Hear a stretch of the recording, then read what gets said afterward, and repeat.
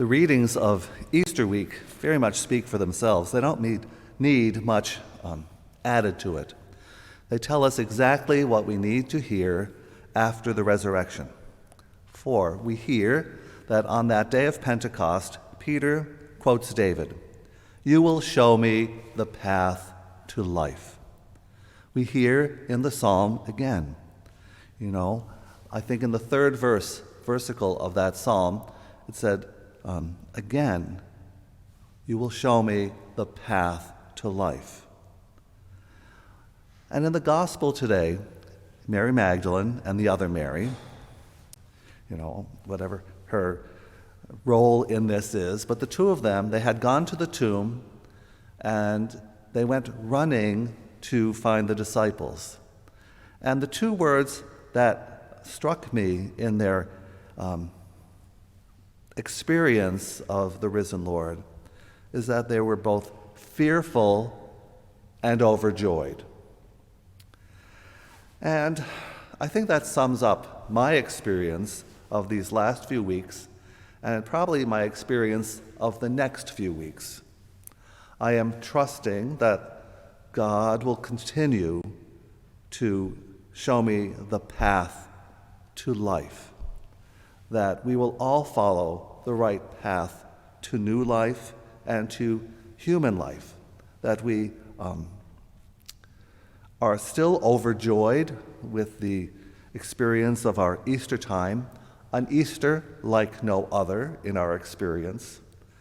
And yet, even in our celebrating Easter, and however we celebrated it yesterday as a small family, as a gathering, we're still rather fearful. That fear of the world around us is still with us. Mary Magdalene and the other Mary are just an example of who we are. Fearful and overjoyed. We want to express our joy of Easter. And so we did yesterday, perhaps, with a specific food that's particular to your family. Generally, we friars gathered together and we had ham. Maybe you were overjoyed at Easter to finally have that piece of chocolate that you were avoiding all through the Lenten season, or you finally had the jelly beans that you like, or the Peeps that just come out at a certain time at this Easter time. And so you were able to be overjoyed.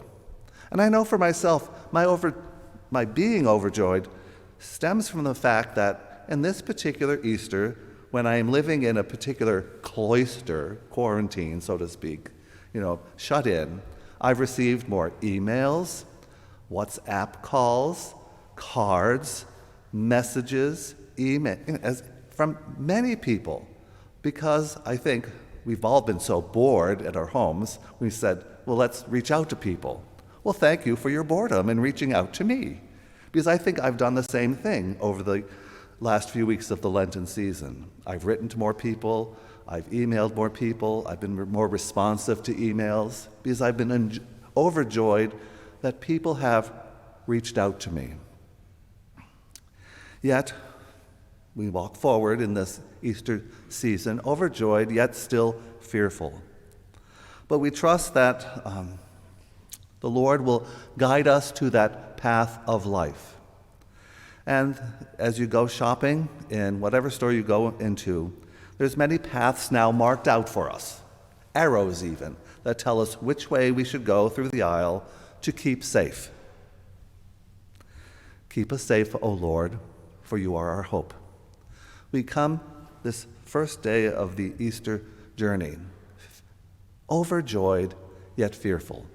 But we are one with the early disciples, and our job is simply to spread the word, to continue in the joy of Easter, yet still, with our human fears, keep it somewhat subdued. Keep our distance from one another rather subdued. But it doesn't mean that just because we're socially distant and physically distant, doesn't mean we can't reach out in the many electronic, paper means that we can reach out to. Spread the joy of this Easter season and reach out to someone that you know that would want to hear from you, or that you simply want to reconnect with. It's a season of reconnection. God bless you all.